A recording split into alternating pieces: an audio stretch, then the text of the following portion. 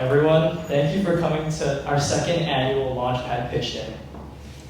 My name is Sophia Vivian, and I'm the co-founder and co-CEO of Launchpad. And my name is Philip Ong. I'm the other co-founder and co-CEO of Launchpad. We'd first like to begin with a thank you to our three judges, Yusuf, Ben, and Tafari, for making the trip all the way over here. Our startups are very, very excited to meet you and present to you.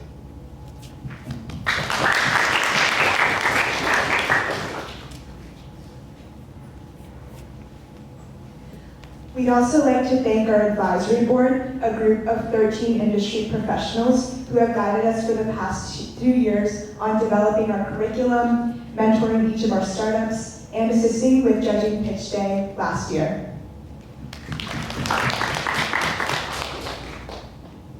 And finally, thank you very much to our team, all 27 members who have helped us throughout this entire process over the past 2 years, and we're very thankful to have a team so put together and everything.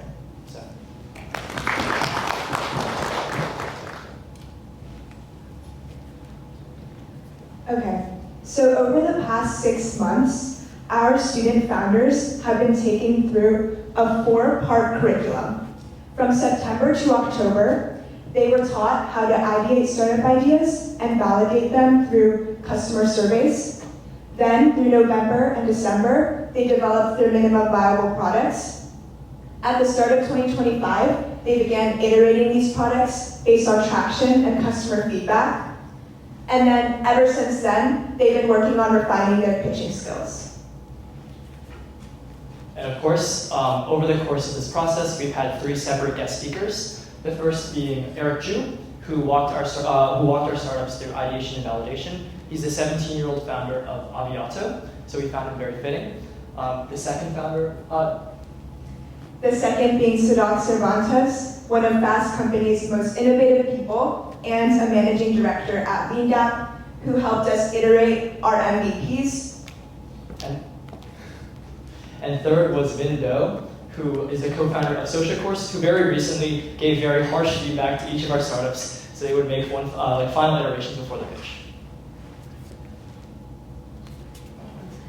Last year, 7 startups and 37 founders pitched at Pitch Day. This was our inaugural cohort, and many of these members have, 1, either continued their startups through our accelerator program this year, or 2, they've joined our team and mentored many of our younger founders this year. And so this year we've expanded a lot. From the 7 startups last year, we now have 8 startups and 5 nonprofits, totaling to 65 founders, as well as 27 team members who have helped us throughout the year. In terms of the event structure, each team will begin with 5 minutes of pitching, then we'll have 3 minutes of questions from our judges, and we'll have 2 minutes of time for the judges to take notes on any key takeaways. After all of the teams have pitched, the judges will have time to discuss and pick the top 3 most outstanding companies, which will be announced and conclude the event. And so without further ado, let's welcome our startup teams. First up, we have Cap Labs.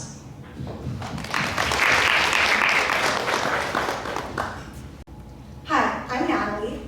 I'm Nitya. I'm Angelina. I'm Julia. I'm Bella. And I'm Hannah. And together, we are Cap Labs. Surprisingly, the majority of high school students think their memories are not being accurately captured. Based on our survey with over 100 responses, over 50% of students answered no, that they don't think their memories are being accurately captured. To summarize, the main reasons behind this include the demands of life, they don't have enough time, they haven't found a good way to capture them, and they don't think just taking photos or videos is sufficient. Cap Labs brings you the solution to this: tiny memories in timeless capsules. Through randomized notifications, users are prompted to record moments throughout their daily lives, effectively capturing the essence of the daily high school experience, the tiny memories. Users will be able to upload photos, videos, voice memos, and even written journal prompts to add to their capsule. So up here you can see a demo of our MVP. As shown here, you will be able to input a graduation date, which will then show up as a countdown on your homepage. You will also be able to take photos and upload video, from which you can then customize with a bunch of tags, captions, etc. And finally, you will be able to view your memories in the form of a gallery. And on the right is an example of a notification that you will receive randomly. And when clicked on, it would direct you to take a photo, capture that moment, and add to your capsule. For our business model, we plan on having a basic and a premium option, which comes at a small sum of $2.99 per month or $24.99 per year. While the basic option would only allow users to upload video when prompted to collaborate and tag others, the premium option would enable users to upload video whenever they want, to personalize and their final product, and also to have multiple capsules and a lot more functions. And in a short period of time, we have more than 50 testers sign up, so we begin verifying and building our outreach of Cap Labs. Through our landing page, they signed up, and they're now all ready to give us feedback and critique on our app. For our initial target audience, we plan on starting with the 1,100 plus students at Phillips Academy Andover, then expanding to the 35,000 U.S. boarding high schoolers. Finally, we hope to reach the 17 million U.S. private and public high school students on their 4-year educational journey. The size of these expansive markets provide numerous opportunities for Cap Labs to grow and reach a vast audience. The social media market has seen rapid growth in recent years, with 90% of teens using some form of social media. The market is expected to reach $124.63 billion US by 2032, an almost 460% increase from its current value at $27 billion. We took inspiration from BeReal's concept of capturing true, authentic moments, with one daily prompt, no filters, just real experiences. And then we expanded on the best parts, such as realness and simplicity, by allowing users to input with either voice, video, text, or simply just photos. In addition to that, we created a variety of prompts and a final product to look forward to, making it less repetitive. To analyze our competitors, we looked at 4 key apps, which include BeReal, Blockit, Photo, and MemLife. As shown here, each app focuses on a few strengths, but none of them checks every box. Cap Labs stands out by incorporating all 4 of the above: curated recap, randomized notification, multimedia input, and a personal memory timeline, all in one app and one experience. We planned out our future roadmap to maximize our company's growth over the next year. In Q2 of 2025, we hope to officially launch Cap Labs on the mobile app store, add our premium features, and reach at least 25 users. In Q3, we plan on reaching at least 50 users and inputting feedback from our first round of users to update the app. And finally, in Q4, we hope to reach at least 100 users and continue to update the app based on user feedback. Our team is made up of 6 highly qualified members, each with specific goals, from visionaries to team management and much more. Additionally, as high school students ourselves, we understand the struggle of trying to document our time memories while keeping up with a busy lifestyle. Together, we hope to transform that struggle into a solution, one that will benefit hundreds of high school students similar to ourselves for years to come. This goal has guided us through the development of Cap Labs, and with our features such as multimedia input, a curated final product, and memorized notifications, Cap Labs is a perfect app for you to document your time memories. Thank you.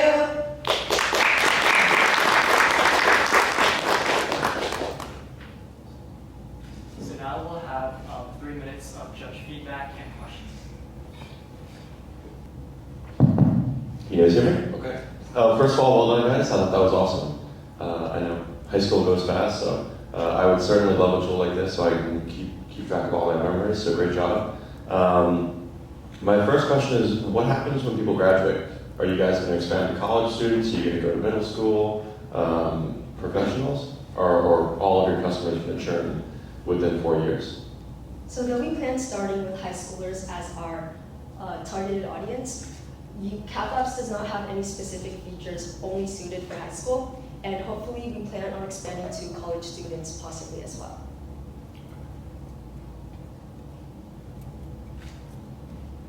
Yeah, this was excellent. Thank you so much for presenting to us. When you talked a little bit about comparing it to BeReal and other apps that are prompting people to make a memory or take a moment, were you able to validate anything around what kinds of prompts or tasks were really resonating and kind of mitigated against churn even within those 4 years? Like, are there things that are, like, I think I saw in the demo it said make a daily vlog, and that's obviously a bigger lift than taking a photo. Do you have any insight into what kind of prompts will really keep people hooked? So I think the main goal is because Be Real, I think right now they just tell you to take a picture, and so you click on it and then take a picture and send it to your friends, and that's kind of the system they operate under. For us, it's more like, if you hear something like overheard on the past, something like that, and then you take out and then like record an audio or like a video of, oh, what are you doing right now? Or like, how are you spending your spring, like this nice spring day, something like that. And then so it would prompt users to really capture that moment, just the raw memory, and based on that, just capture that moment and make it into our caption. Excellent job, guys. This is incredible. I just wanted to ask, in the next 3 months, how do you plan on capturing the Phillips Academy students? So I think right now we plan on spreading through word of mouth because there's a very close-knit community here at Phillips Academy, and we also have an Instagram page where we've been consistently giving updates to people around campus about our app and the updates we've made. So we'll begin with reaching out to people on our wait list and then expanding from there. I'm really intrigued by the idea of capturing these accurate memories or accurate moments. I went to Andover and all of the bad memories have faded because it was so hard and stressful, but I like that because now it's just something all happy and all of those good moments remain. I'm curious how people are defining accurate and how they want to balance reality with, taking a photo that's maybe a little bit more rosy. I think the main idea that prompted us to create Cap Labs is that we often remember to capture the big moments, such as birthdays or graduations, but the small moments that brought us laughter and joy with our friends, just hanging on the great lawn or just spending time with family, are often lost because we forget to take photos or record them. And so I think capturing those authentic memories are what prompted us to create this. Yeah, thank you.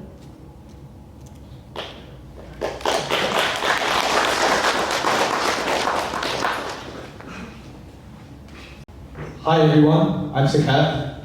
I'm Gentry. And I'm Clinton. And we are Farmbase, an optimized solution to student nutrition. Meet Hao-Yu. Like us, Hao-Yu is a 10th grade student at Phillips Academy. Hao-Yu is a successful student athlete, but Hao-Yu finds it difficult to manage his nutrition with the resources provided to him on campus. Peresky Commons, our student dining hall, does not provide nutrition information in an easily accessible way that many students need. Like Hao-Yu, many students find it difficult to manage their nutrition in addition to their very busy schedules, and we need a solution for this. That's why we created Farmbase, a nutrition app that helps high schoolers create personalized meal plans based on their dietary preferences and nutritional goals while using real-time nutritional data. Unlike many nutrition apps or calorie counter apps that are very popularized in the United States, Farmbase will not be focused on weight loss, which is something that has a large stigma around it in the United States. Rather, it will be focused on health and nutrition as a whole. For example, take these two items. While many calorie tracking apps would consider these two bananas to be much less healthy than the Nature Valley bar, simply due to their calorie count, a simple search would realize that the bananas are much more healthy because they have less unhealthy sugars, fats, and they have more healthy fibers and vitamins that are gonna make you have a better nutrition picture overall. Farmbase, unlike many nutrition apps today, will take this into account to give you the best full picture. Here are our core features. First, Farmbase will allow you to identify your daily food items using built-in image recognition and barcode scanning. Farmbase will also have a learning section which will ensure that people have enough information to create well-informed meal plans using articles curated by us. Finally, Farmbase will generate weekly nutrition reports based on your custom meal plans to assess how you're eating on a weekly basis. So here's our demo. This is the initialization where you can enter information about your dietary preferences and set a custom nutritional goal. Here's your weekly nutritional report along with articles on various aspects of nutrition and diet that you can read. As you can see, Howie already has a few saved like food items. So in that case, he can add them to his weekly meal planner, which will contribute to a cumulative nutrition score, which will assess how he's eating by taking into consideration various aspects of nutrition, like hydration, macronutrient intake, and meal timing. During our testing phase, more than 20 students signed up to test the product, and using this feedback, we optimized our MVP and made a lot of the core features that are in the final app. Farmbase runs on a subscription-based model, which is it charges the individual, and it's $4.99 a month. With this one-time charge or monthly charge, users will get the full app, but also additional features like macros tracker, like preset meals, and like a nutrition score, which will like kind of tell you how you're doing at the end of the week. And yeah, additionally, all users will be offered a 1-week free trial so that they can see if Farmbase works well for them. So for our serviceable attainable market, we will be focusing on primarily the 1,100 other students at Phillips Academy with us here. Once we are able to connect with all these students, we will begin to move to our serviceable and available market, which is supposed to be all United States high school students. These students will also be depending on dining halls at their schools, and Farmbase will be a perfect fit for that. Lastly, our total available market will include the additional almost 23 million high school, U.S. college and university students who will be depending on dining services at their schools as well, but will not be the initial high school demographic. We will be able to expand them to expand Farmbase to its largest potential. An example of something that we took inspiration from was the aeronautic dining service app, and that's been proven to work really well at universities like Temple University and UMass Lowell. And what it is essentially is just a website that gives information on nutrition data from the school cafeteria. And what we want to do is we want to expand on that and sort of introduce this idea of like individual plans and tracking, so that not only can you get that data, but you can like sort of create a plan around it for your own like personal optimized nutrition. Digital nutrition apps right now are growing faster than they ever have before. As of where we stand right now, or at least in 2024, the total market for nutrition apps online was roughly $12 billion. However, by 2029, this is projected to be almost as large as $32 billion, with a very large annual growth rate. We analyzed 2 competitors, MyFitnessPal and Noom, a weight loss app. One thing that MyFitnessPal has is sort of just like general health, looking at caloric intake, stuff like that, tracking calories. And although that is helpful for a lot of people when you're trying to lose weight, it sort of lacks the component of just straight up nutrition that we have in our app.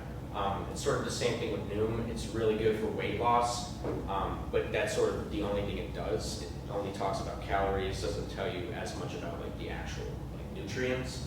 And additionally, MyFitnessPal costs $20 a month, and Noom costs $70 a month.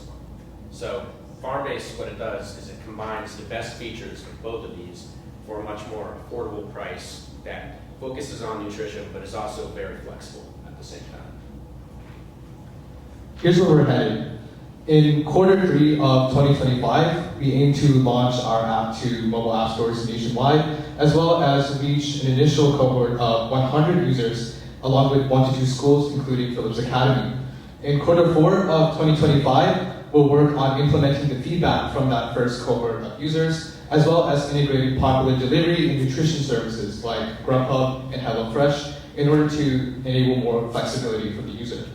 Finally, in Q1 of 2026, we aim to scale, reaching 500 users along with 2 to 3 schools. And we also want to work on implementing an AI algorithm that's wired around creating meal plans instantly for the user as they take a short personalized quiz during initialization. To review, students, especially at boarding schools, are very busy and don't take proper care of nutrition because they don't have a streamlined way to plan it out. Farmbase will empower these students in order to manage their health through nutrition, using awareness and functionality to manage people's diets. Thank you.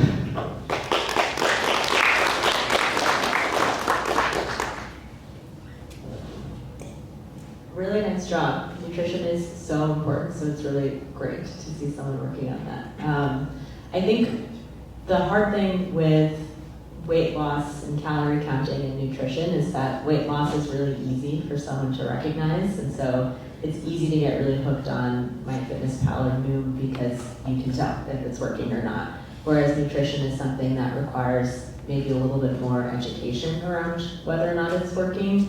How do you plan to convey that to people in that first free trial period so that they see the value prop and stick with it? Okay. So we tried to make a focus on the idea that we're going to provide articles to the people that use the app in a way that educates them about their own dietary choices.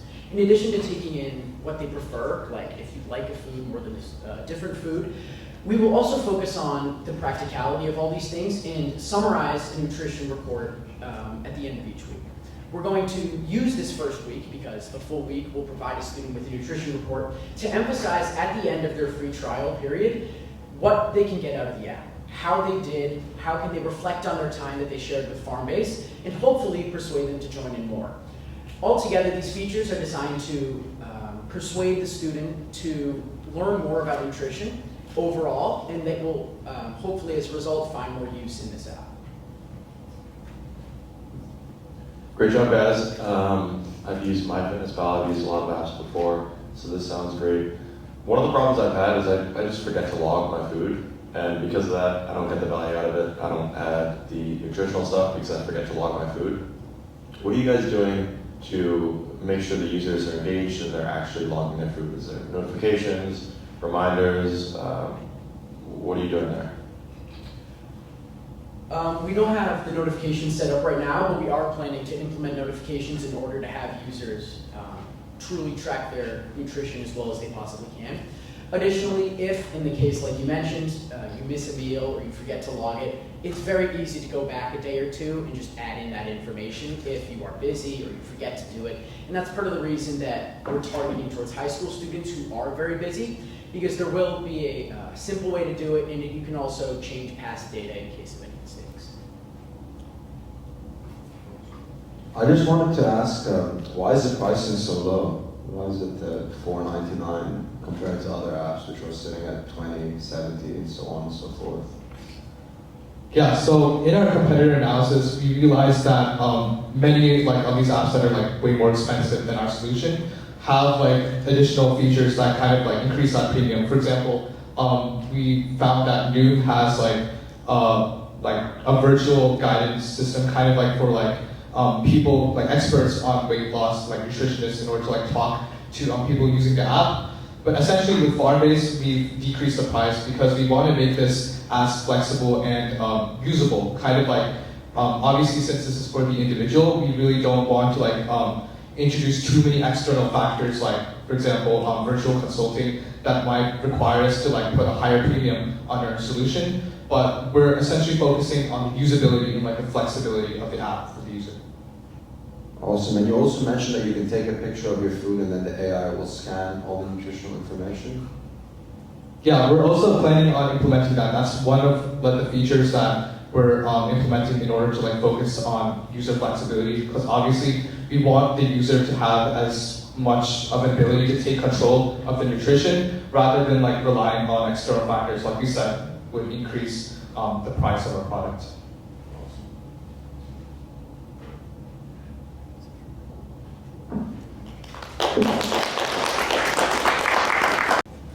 Hi, I'm Wendy, and I'm the creator of Tiny Bits of Love, an app that allows you to stay emotionally close to the people you care about, even when life gets busy. So, how many of you can remember the last time you texted your parents telling them that you love them? Well, at the beginning of my sophomore year, I could hardly remember how much time had passed since I had last talked to my mom.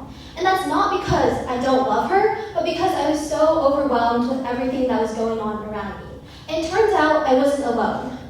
We sent out a survey with 117 responses, and 78% of responses said that their top priority was expressing appreciation to their loved ones, but only 8% were actually satisfied with the appreciation that they were expressing. So, why is it so hard to connect? Well, many of us want to keep in touch with our loved ones, but between classes, deadlines, and responsibilities, are just too busy to do so. And that's where Tiny Bits of Love comes into play. A simple way to say I love you that doesn't require perfect timing or long conversations. It's an app that allows users to send daily notes of appreciation, gratitude, and love to the people they care about most. But instead of just showing up as another message in a crowded inbox, each note appears as a leaf on a shared virtual tree. Your parents, family, siblings, whoever it is, can open their app and see their tree growing day by day, leaf by leaf.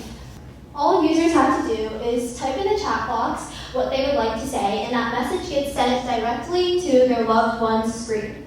And there's a built-in streak system that adds a gentle layer of accountability. Daily reminders are sent to users to water their tree with love. And if no notes are exchanged, the tree slowly starts to wilt. After four days of no exchanges, your tree will wilt completely and users will have to start over. This feature is designed to encourage users to keep their connections alive while also building a healthy habit of reaching out with intentionality. So far, we've had 20 people sign up to test our beta product, and we are excited to implement their feedback in the future. So, yes, we plan to generate revenue through premium subscriptions, where the core features, such as sending and receiving affirmations, will remain free to all, but premium users will unlock a range of new enhancements, from custom tree themes to various leaf options and playful background animals, all designed to make the experience and each connection more meaningful. And we know this type of connection works because it already has. Apps like Locket, where users send quick snapshots of their lives directly to their loved ones' home screens, have proven that people crave small, emotionally resonant connections throughout the day. But Tiny Bits of Love take this idea even further, offering not just moments, but meaning. Sure, there are other ways to send messages through iMessage and even Snapchat, but these platforms are built for photos, memes, and social validation, not for affirmations. What sets Tiny Bits of Love apart is that it's a space that we've created for you to express your love through a visually growing tree. Now, here's our plan to make sure that Tiny Bits of Love reaches the hands of its users. In the second quarter of 2025, we hope to finish our app development and gather 50 beta testers. That way we can grow our social media follower base. And in the third quarter of 2025, we'll have launched our app in the App Store and reached 5,000 followers. This is so that at the end of the year, we will have reached 1,000 active users. And now, a little bit more about why me and why Tiny Bits of Love. Well, this is an idea that came from my own life, because as a high schooler who attends boarding school, I know how hard it can be to make sure that the people you love know that you're thinking of them. And that's when this app came into play. Something that would help me and millions of others show love more consistently with less guilt and more joy. Because love doesn't need to be loud. It just needs a place to grow. So please join us in growing something beautiful, one tiny leaf at a time. Thank you.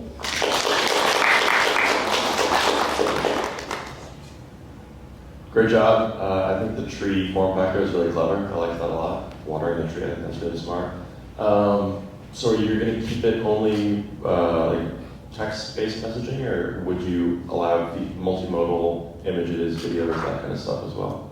I think as when we launch our app, we will keep it just as text-based, but as we continue to gain more user feedback and more user engagement, we might expand to maybe voice memos and pictures and images. Right, and the tree, so each tree is for each relationship, and then you would have like a garden, or you have multiple trees in each relationship? Yeah. Okay, cool. That's really clever. Yeah, I love it. Gamification is so key in getting people to, stick to the app. So that was really exciting. I also think this problem space is so cool to tackle. It's so important, and the loneliness epidemic, people care about this. So really, really cool problem to tackle. Just to make sure I understand. So when the tree is getting built out, the people receiving the messages don't need to have a tree? Like they're just receiving a text message on the other end, or do they need the app as well to receive the message? So they will need the app on the other end, and they will have their own tree. So basically, like if we were to have a connection, and so I would have a tree and you would have a tree, and when I send you messages, those would appear on your tree, so you would see the leaves growing day by day, and if you were to send me messages, they would appear on my tree. Oh, okay. So it's got those network effects of Yeah, it forcing has. person to join. Okay, cool. That makes a lot of sense. And how many people can be on the same tree? Or is it just one-to-one? Or can it be for a group of 4 for a family?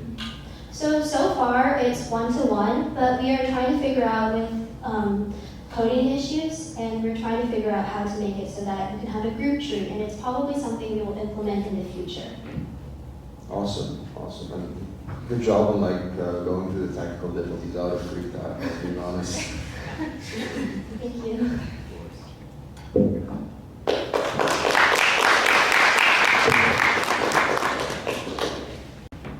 Hi, we're the team behind Culminates, an on-campus meal rating app where we seek to improve your dining experience one meal at a time. My name is Vivian Pluff. I'm Bronwyn Crowley. And I'm Emily Nay. Meet Caitlin. She's a sophomore at Phillips Academy Andover and a varsity athlete. Like many of her classmates, she often finds herself feeling unsatisfied with the meals on campus. And when students don't eat, they miss out on the nutrients vital to learn, grow, and thrive. Caitlin ends up throwing out her meals. In fact, a lot of students end up throwing out their meals, which is why 53% of food in U.S. cafeterias end up in the trash. Not only is this harmful for the environment, but it comes at a great cost to schools. Nationwide, schools collectively lose around $1.7 billion annually just due to food waste, which equates to around $17,000 per school annually, which is a huge strain on already tight budgets. This problem would be less pronounced if students finished the meals on their plates. 87% of students said that they would be more likely to eat campus food if they were involved in the feedback process, but unfortunately, less than half said they had ever been asked for their opinion. Introducing Platemate, our solution to bridge the gap between dining halls and students. With the Platemate app, students can leave reviews, ratings, and feedback, view menus ahead of time, and see real-time feedback from their peers.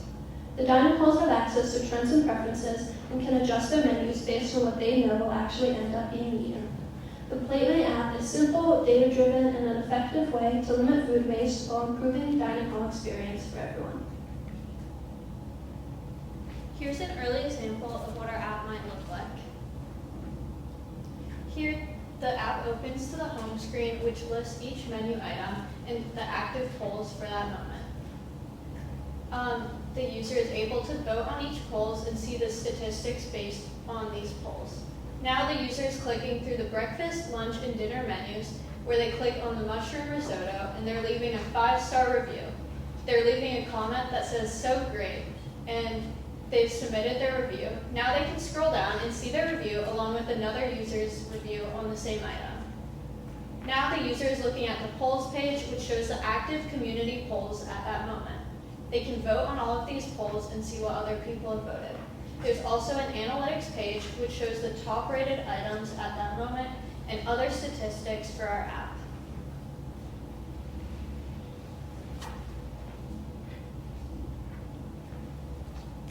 Playmate uses a subscription-based model. Our first version will charge $1,000 per year per school, with pricing increasing as more premium features are added.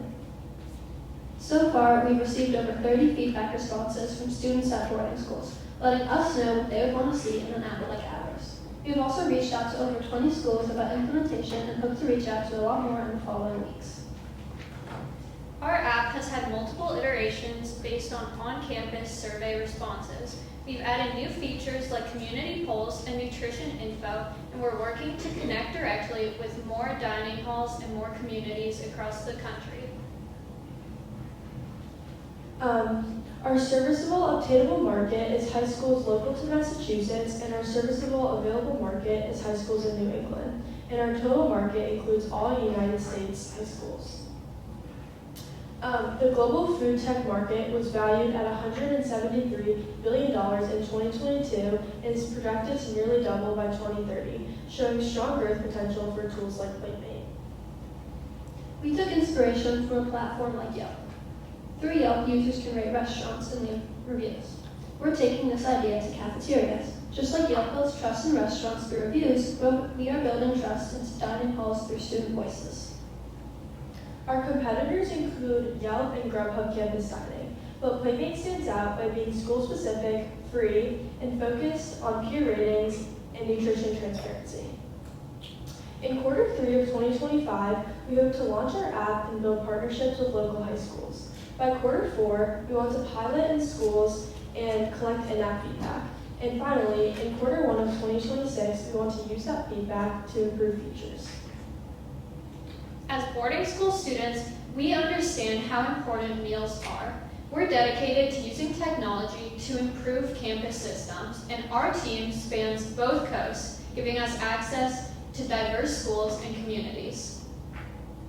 Students aren't happy with the food that they're eating, leading to significant food waste. PlateMate is here to fix that, improving school dining, one meal at a time. Thank you.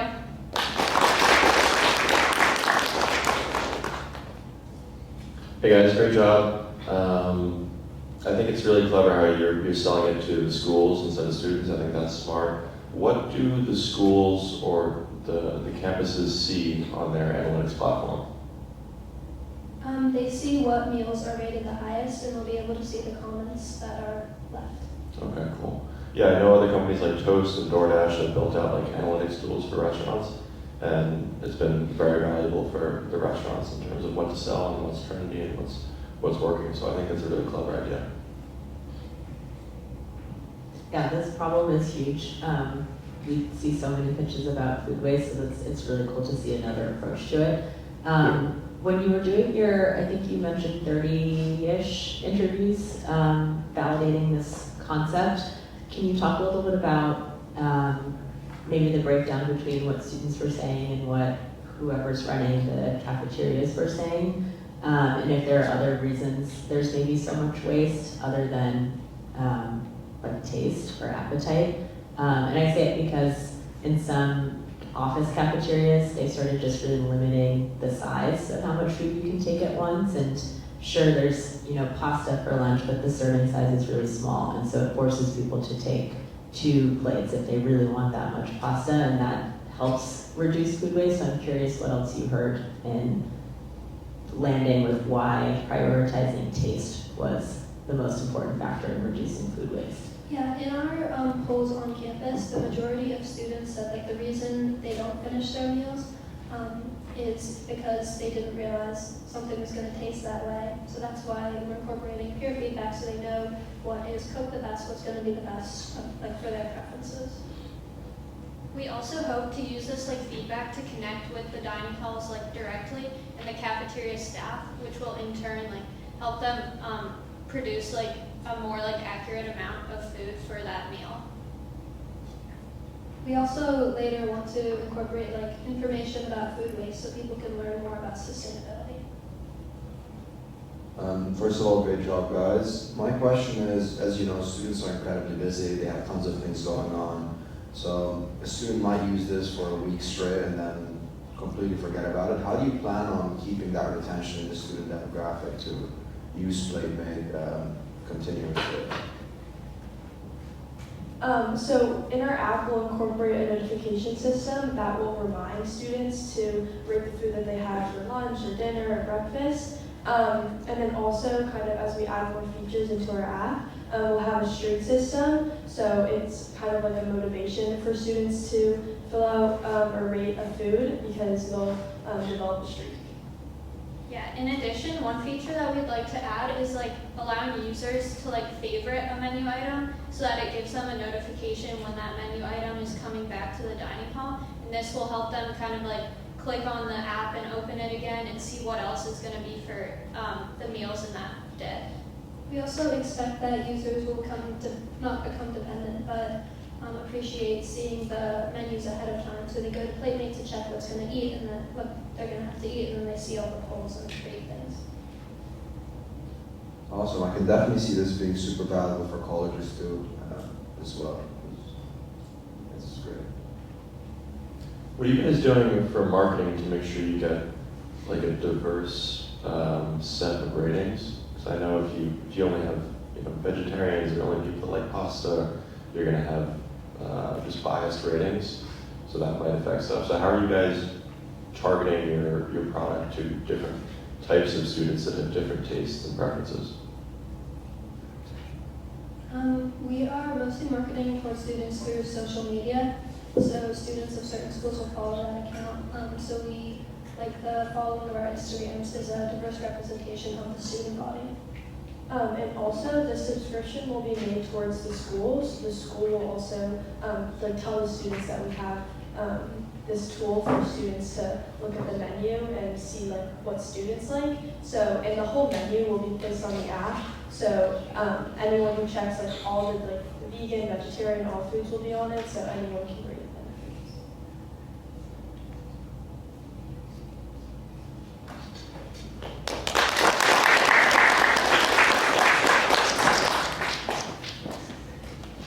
Hello everyone, and thank you for being here today.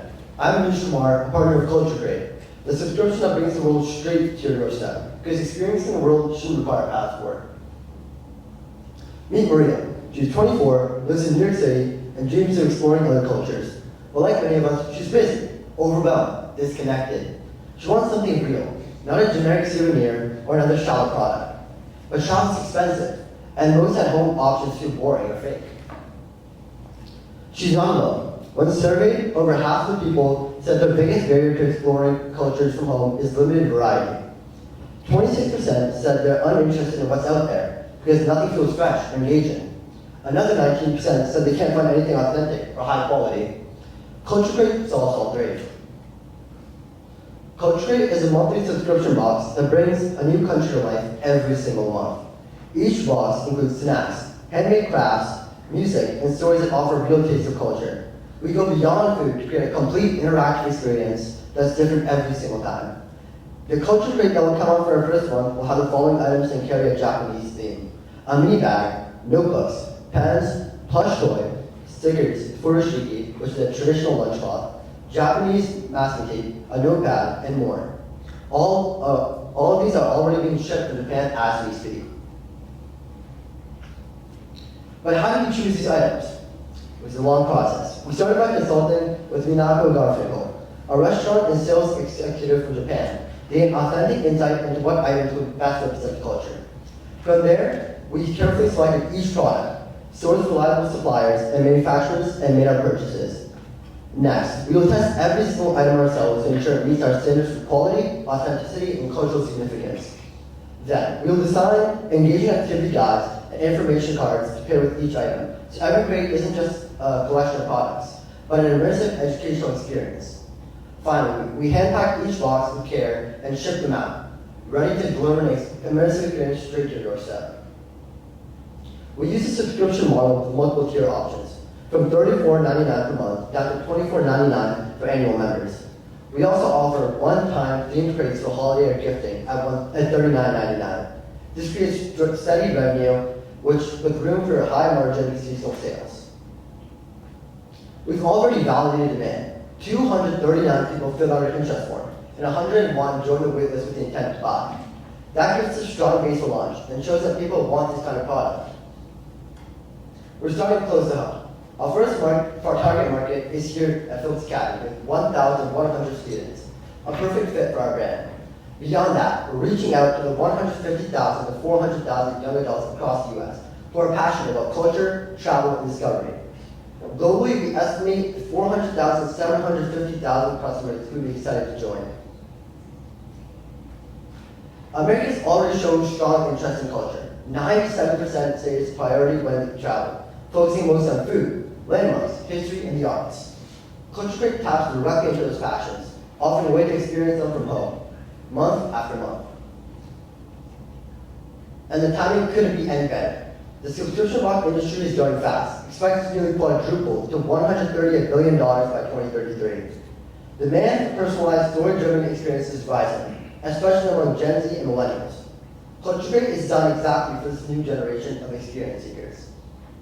Boxes like Boxu have proven the model works. Boxu generates $30 million plus annually by just focusing on Japanese snacks. Cultivate expands that model. We rotate cultures monthly and offer experiences, not just food. Cultivate isn't just another snack box. We rotate between different countries, including hands-on crafts, local music, digital guides, and real connections. While competitors stick to one region or product type, we're offering variety in depth, snacks, stories, music, crafts, and experiences. Curated by locals and stores of care. It's not just a box. It's a cultural adventure. Our goal is to make cultural discovery easy, real, and unforgettable. In quarter 2, we'll finalize our first 3 crates, pilot at Phillips Academy, and collect early feedback while rebuilding the site. We'll also start to build a social media strategy. In quarter 3, we'll launch pre-orders, ship our first boxes, and collect more feedback. We will partner with sponsored influencers to gain traction and publicity. In quarter 4, we'll create more in-depth culture crates by incorporating digital multimedia, such as music and videos, to complement the culture crate. We will also implement customer feedback to the website and box design, as well as items, and begin to explore other forms of revenue. Connor Fortini is our CEO, handling product design, supplier outreach, and logistics. My co-founder Connor couldn't be here today due to religious reasons, but we've worked closely on every part of the culture crate together, from strategy to product development, and I'm excited to present both on his behalf. I'll lead marketing, bringing expertise in digital outreach, student campaigns, and social media strategy. Together, we're combining creativity, execution, and passion to make this idea real.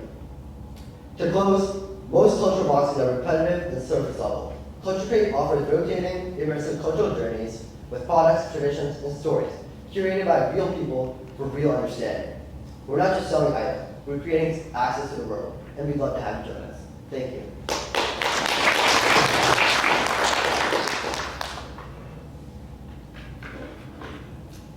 Well done. I think this is a really cool idea. I might actually check out that snack box idea. It sounds cool. So, could you tell me about your costs? I think the annual subscription was $20 a month. It'll probably cost $5 or so to ship these. So, what do your costs look like to buy the items? And then also another question is, say I get a box from Japan, and then I get another box from Japan a year later. Is it going to be different? Is it going to vary every year? Is it going to vary every month? So those are my 2 questions. Yep, so I'll explain. We will be rotating countries monthly, so that will introduce diversity as opposed to our competitors. Hopefully, each year we'll try to introduce new items with the cost staying relatively the same as when we try to buy these items in bulk. And for our cost, it's around $24.99 to create them. We're selling them at $34.99 and $24.99. But we hope to lower it as we buy more in bulk.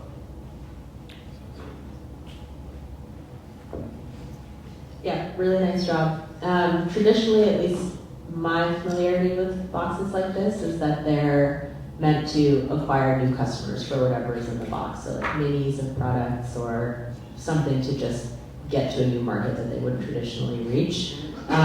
For the items that you're looking to include in the box, do these items have those same goals of customer acquisition, or are they things that, like I'm trying to understand what the incentive is for someone to be included in the box and why they'd want to come back to you over and over again?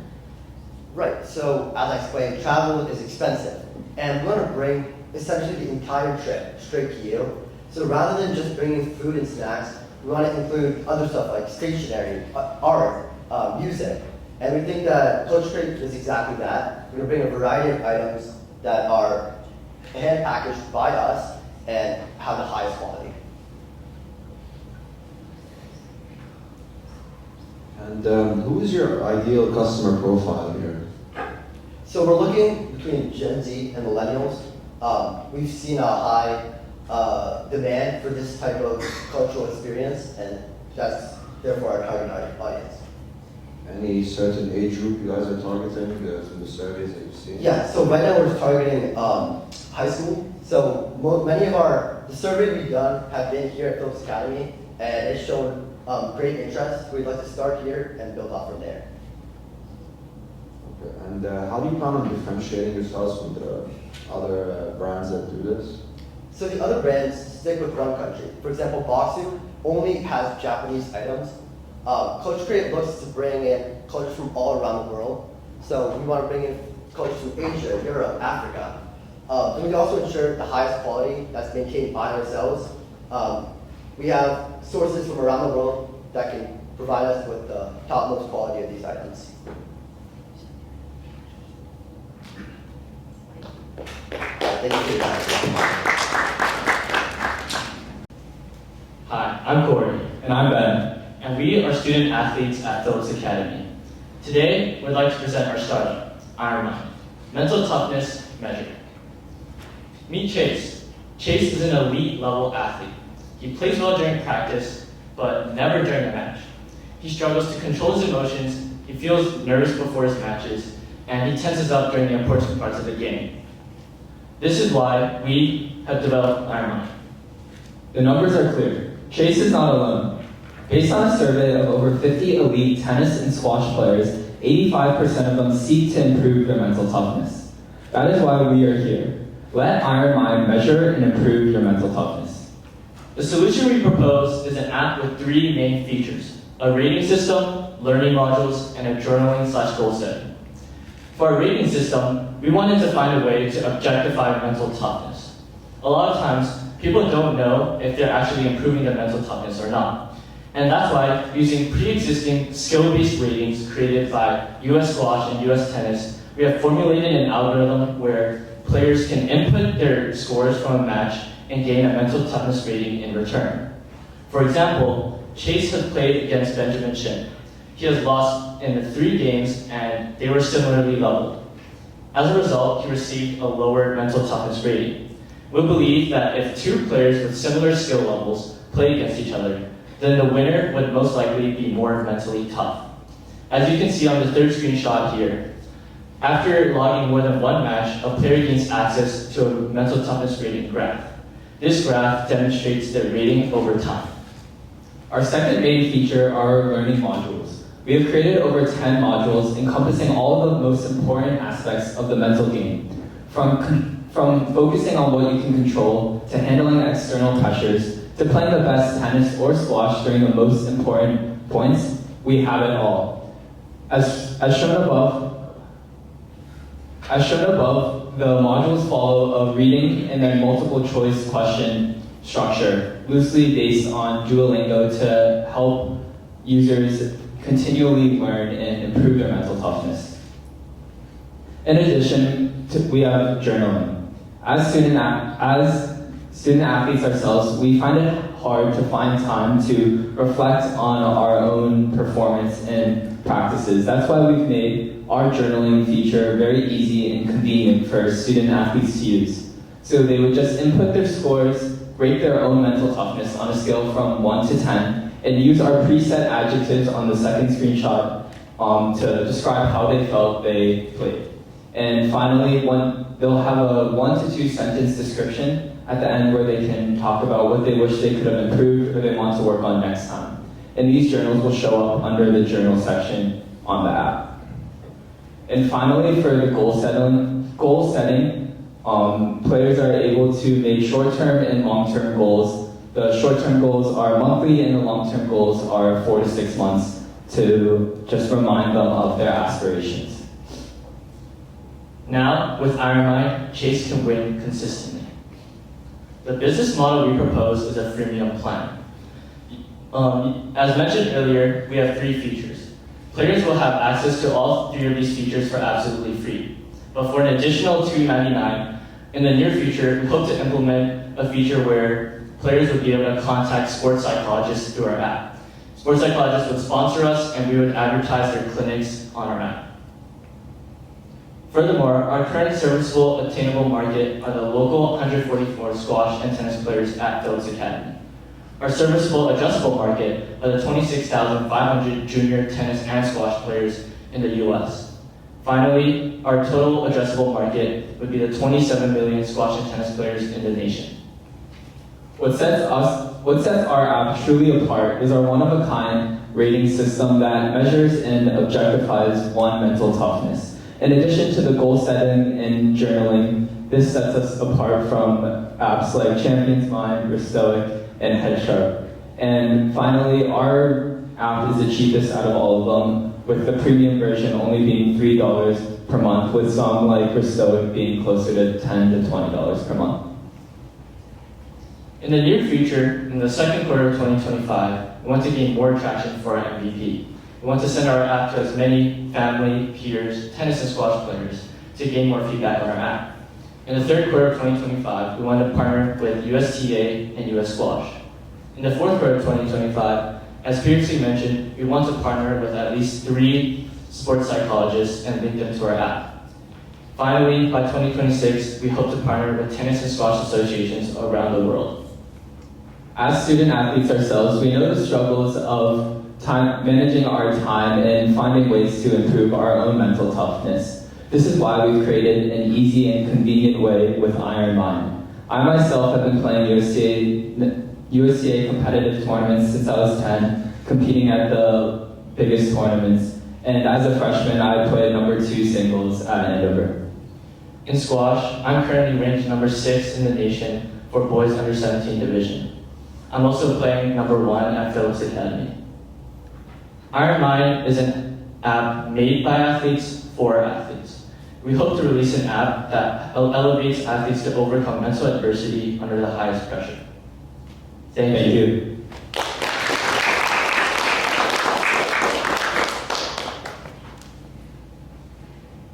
Great work, guys.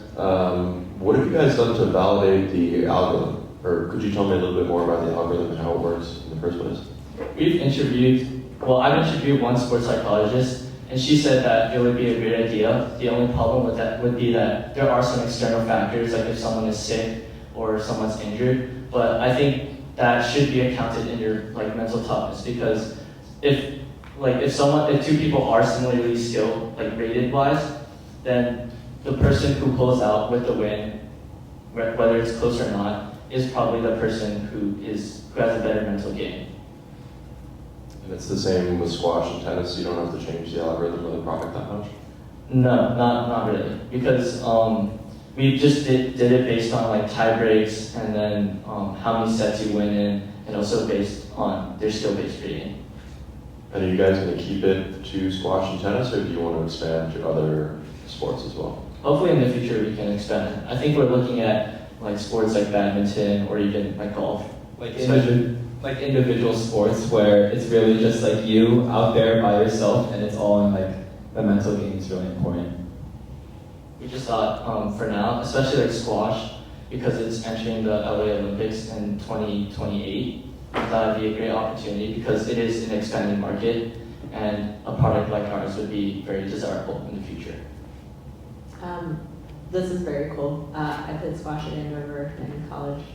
Did not play number 1, that's a hard spot. But I think back to those moments where you're talking about, where it's just you on the court, and if you mess something up, it's really easy to just spiral and blame yourself. But that mental toughness comes through sticking it out and keeping going. And I think, have you validated with players that winning and losing is the be-all, end-all definition of mental toughness? Because so much of it is sticking it through, and in your screenshot from the demo, those points are really close, 11-13, that's a tough match. And losing, I don't know if that would satisfy me at the end, to be told I wasn't mentally tough, but it was, we lost on a tie break. I'm curious how players have responded to this black or white definition of mental toughness. I think that is a fair point that you bring up, and that is something part of us gaining traction for our MVP. But at the same time, I think as athletes ourselves, we know that regardless if we do win or lose, we're gonna either feel good or bad about ourselves. And if we do lose, especially in such a close match, we want to know next time, what could I have done to be better?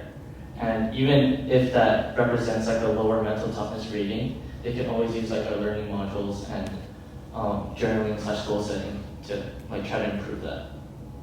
Because the journey is really all about you face setbacks, but it's also about how you overcome those. My question is, mental toughness is different on a day-to-day basis. So if, let's say, I'm coming to play squash against you and I had a family emergency and I showed up and I lost the match, I think I'd be more mentally tough in that situation because of the adversity I face and being able to come to the match. How do you measure these external factors? Because again, as Tafari said, on a game basis, it's not a linear line to measure mental fortitude.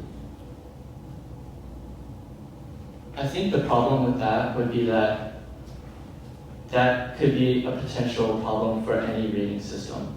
So even like rating systems that are verified by like US squash and US tennis, like you could say that you were injured or that maybe something bad to your family happened that day, but at the end of the day you still did lose. And that should be reflected to your rating. But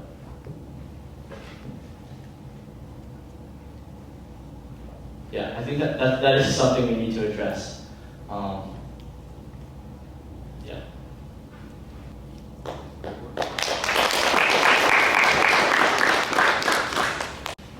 Hi, my name is Kenji, and I'm the founder of Studio. Meet Dennis. He's super smart, but every time he comes into my room to study, and I look back at his laptop, he seems to be doing everything but study. And whenever he tries to get work done, he seems to get distracted. He isn't alone. Around 82% of students feel somewhat to really distracted. And 90% say that they want a simple and straightforward to use study app. That's where we come in. Study out. Get yelled at, get focused. Our first feature is a simple daily streak system. The first function of the system is gamification. So like any other daily streak system, it'll keep our users coming back to our app every day in order to maintain and increase their streak. The second function, which I think is more important, is that it's usually harder to start work than it is to continue working.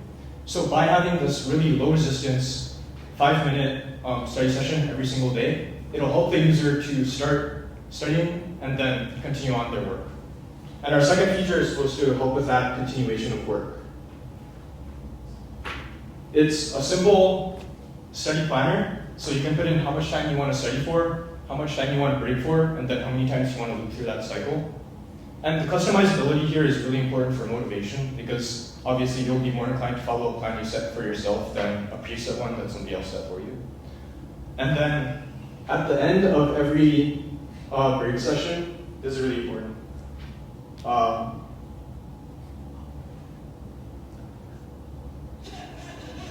Can you guys hear that?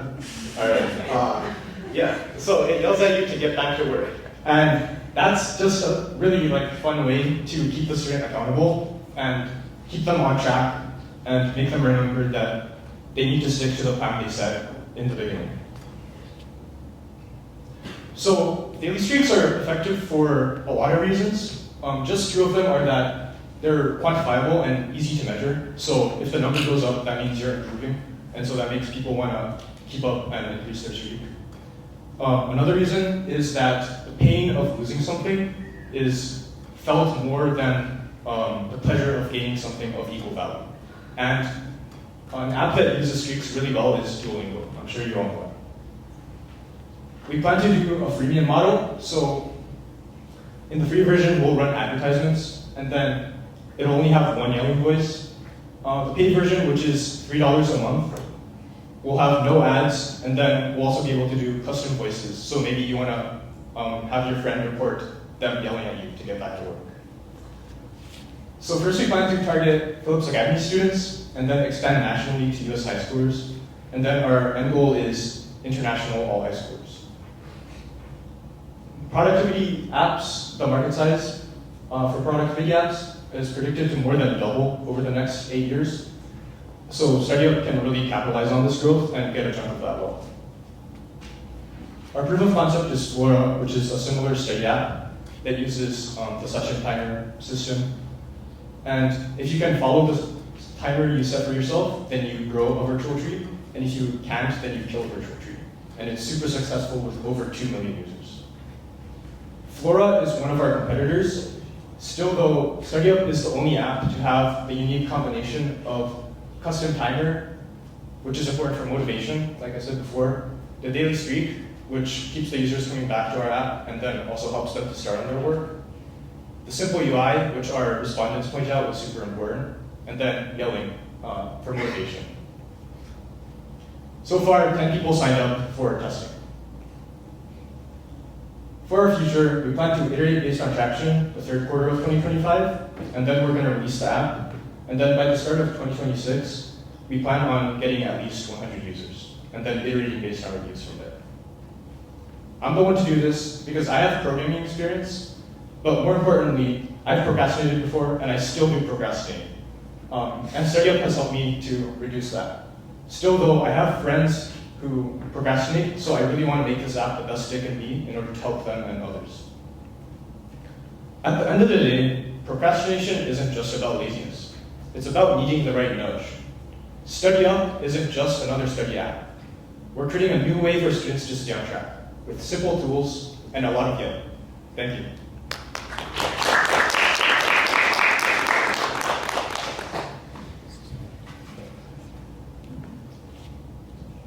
Really nice job. This is very relatable throughout life, even not in school. There's a lot of things I procrastinate. How are you thinking about resonating with students who, yes, they have trouble procrastinating, but they also maybe don't know how to study? Do you see that as your part of your target customer, or do you see that as someone else? I think I see that as someone else. As far as like teaching effective study habits, the daily streak does do that, like just getting the habit of like studying daily. But like the methods for efficient studying, I don't think we're going to plan on teaching. Cool. Great work. I think the yelling feature is really funny, so I like that a lot. But what do the users think when you've spoken to them? Does the yelling help, or is it just a fun feature that makes them like the product, or does it actually help them study better? So far we haven't released the app to our testers yet, but I've personally used it, and like to me it's like kind of like a reminder to myself that I set the plan and I need to stick to it. And it's almost like there's like a person that like you told you were gonna follow the plan, and now they're like telling you should follow it. So it's kind of like pressure. Cool. Have you thought about making like an AI study coach that would yell at you and talk back and forth? I think that's definitely a potential feature, but I think it would depend on like what our testers say. I'm planning on making a form along with. Yeah, I just wanted to, great job. I think this is excellent. Why would I get paid to get yelled at though? So they can get work done. So like, yeah. And what makes this different than me just setting a timer on my phone for 25 minutes, 5-minute break, do that 4 times, and I don't know what the method is called, but there's a name to it. Oh yeah, Pomodoro. Yeah. Yeah, one of our competitors do that. So I guess our main like features are the daily streak, and then also the yelling, which differentiate us from like just using a timer. The daily streak, I think, is like really important for like getting started in the work, because procrastination, I think it's mostly like you see all of this like time, so you just like push it back, and you don't want to start it because there's this like you see it as this big like project, I guess. So you keep on pushing it back. But like being able to have that short like 5-minute every day, motivated by like that daily streak, maintaining it and increasing it, I think it's really important for the user to actually get their work done and not like push it back.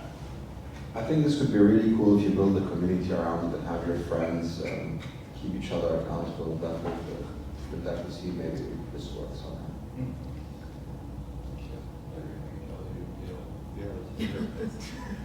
Yeah, I think it's awesome. Great work. Thank you. Meet Sydney, a 9th grade athlete at Phillips Academy, Andover. During preseason, she bought Starbucks with her friends every day. When she returned back to school, she realized that she did not have enough money to buy a much-needed new softball glove. Around 60% of students say that they would like to use a digital platform to budget. Yet only around 7.2% of teens believe that they're managing their money perfectly. That means around 93% of teens either feel unprepared or inexperienced, highlighting a serious gap in budgeting skills, which is an important aspect of all our lives. Track it. Spend it, own it, Pocket. Pocket is a budgeting app made by teens for teens. Our mission is to help our generation feel confident and comfortable with their spending habits, building smart money routines early on. Here's our app. Created in-house by our team. We've created an extremely customizable, yet easy to use and visual version of our app. Users can input their full name, email, bank details if they want to sync it up with the app, and most importantly, their monthly income. This is so that Pocket can automatically generate a couple plans based on what Cindy inputs. From here, she can select a goal, which can be anything from a big softball glove, to a new shirt, and she can set a target date and amount. From here, there are needs and wants. Needs are the things that she absolutely requires in life, whether it's a bus fare to school, food, etc. From here, she can also set wants. Wants are the things that you don't necessarily require, but things that would be nice to have. For example, Starbucks would be a 9 because she loves Starbucks, but shopping would be a 4 because she doesn't enjoy it as much. From here, Pocket will automatically generate a couple plans, which deprioritizes certain wants, emphasizes a couple, etc., etc. And she can use the various tabs on the app to gauge her progress. Pocket will have a free version and a premium version. For our free version, our business model is the Amazon Associates Affiliate Program, which is a really successful marketing program where Amazon produces customizable links for influencers and bloggers to use. In this case, Pocket will be the publisher, where we earn commission off the affiliate links. For our premium version, we will get rid of all the affiliate links and we will add more features. This will charge $299 per month. Currently, we have 45 people on our waitlist dedicated to try our app. We are starting with the 1,150 Phillips Academy Andover students, then expanding to the 35,000 USA boarding students, eventually reaching the 17.3 million high schoolers nationwide. The financial app market is booming. It is projected to grow substantially, specifically by 25%, making it a great time for a teen-centered solution to enter into this space. This is an example of a current budgeting app that is already on the market. Greenlight allows kids to purchase a debit card through the app, which is monitored by their parents. It shares similar qualities to Pocket, however, Greenlight does not have a free option and charges the subscription fee to the kid's savings. It is completely controlled by the children's parents, while ours is controlled by the teenager. Our app is less expensive and more customizable. And you might be asking, aren't there other budgeting apps already on the market? Well, members of our team tested these apps to see which features work best for Pocket. We found that the majority of these apps didn't have customizable categories or visuals of spending, and for teens who are new to budgeting, these features are necessary. Yet the main difference between these apps and Pocket is the fact that Pocket is made for teens, and it's fit to their habits and knowledge of spending. Our goal is to reach 500 people on our waitlist by Q3 2025, and by Q4 we plan to release the mobile app. By Q1 2026, we will have expanded to 10+ other boarding schools. This is our team. Each one of us brings different strengths to the table, whether it is marketing, tech, or leadership. As passionate and driven students, we built Pocket to make sure that students can take care of their own money. As teens ourselves, we know how it is to have the fear of overspending or underspending. Pocket is here to fight that fear with an app that's easy, fun, and empowering to use. We want every teen to feel confident in their financial decisions and build habits that will hopefully last a lifetime. Scan this QR code to join our waitlist. Thank you.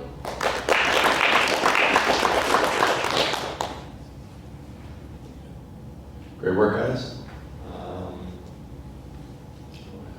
So I can connect my bank account, I can connect my credit cards, all that is built out? Awesome, great. So are you selling to the parents or are you selling to teens directly? To the teens directly. Okay, great. And what's your marketing approach to get teens on the platform?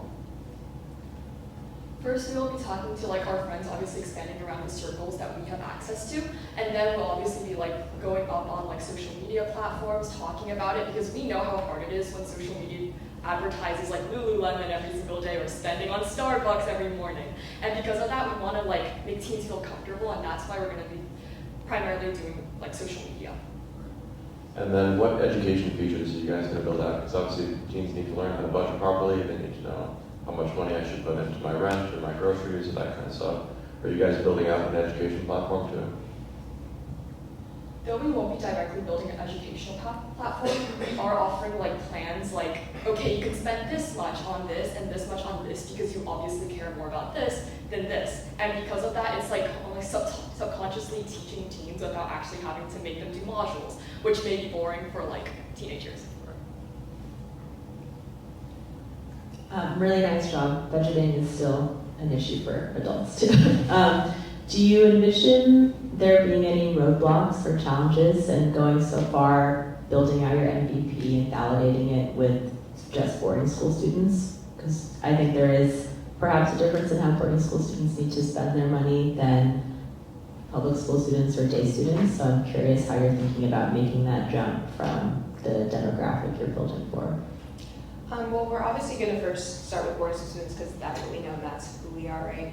And we're hoping that specifically with boarding school students that we can expand our range with that. But also when it comes to like, I guess, normal day students, because I used to be a day student at my previous school, I still had to budget my money in certain ways. So I think the app can be applied to anyone, but it's just what you decide to put it in, what you decide to put into it and your needs and wants. So I think a feature that we have that's really cool is that you can customize it to that. Yeah, and in addition, we've made sure to make our app as customizable as possible.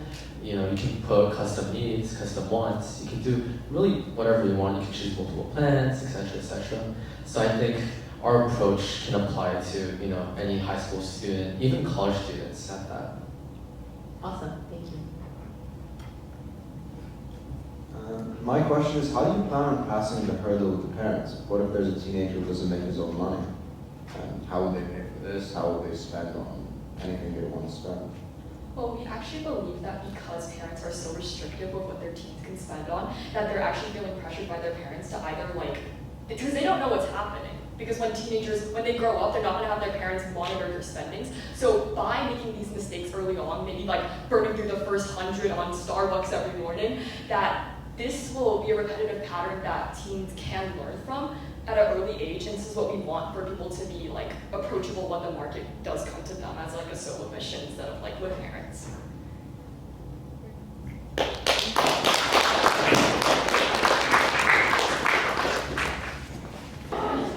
guys, we have the results.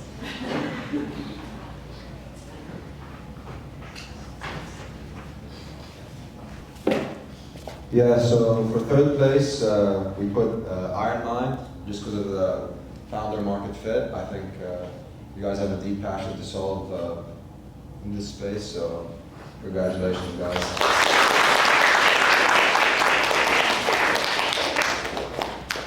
And in second place, we had Culture Creek.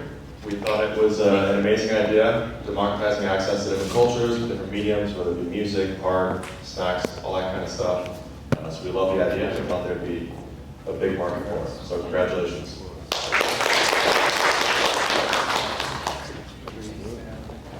I'm in the center. You guys can start the show.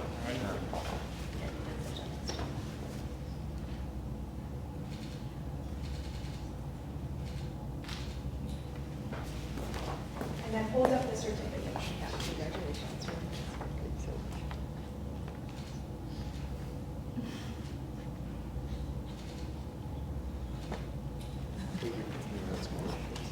And then finally, for first place. In first place, we awarded Tiny Bits of Love. We really were inspired by this problem space and the way that you tackled it. We see a lot of pitches, we've never seen anyone tackle it in this way, and it was so creative. We have a lot of faith that both the idea and the business model will be really sticky and really valuable to so many people. So we really enjoyed this pitch.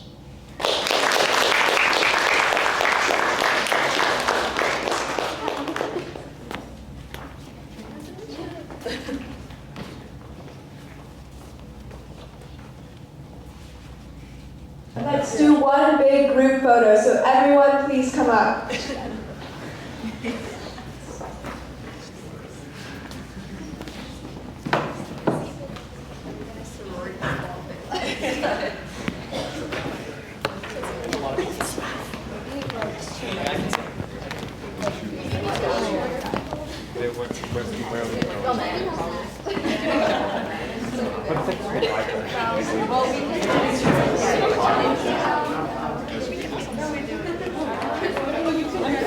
My shoes are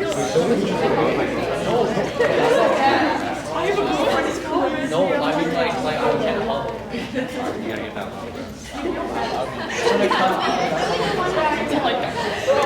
Keep on with that. You're not his friend. Wait, no, that was shorter than your bell one. I'm actually so stroke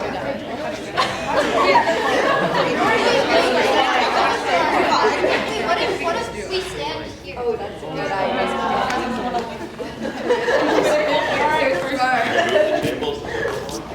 Oh, right.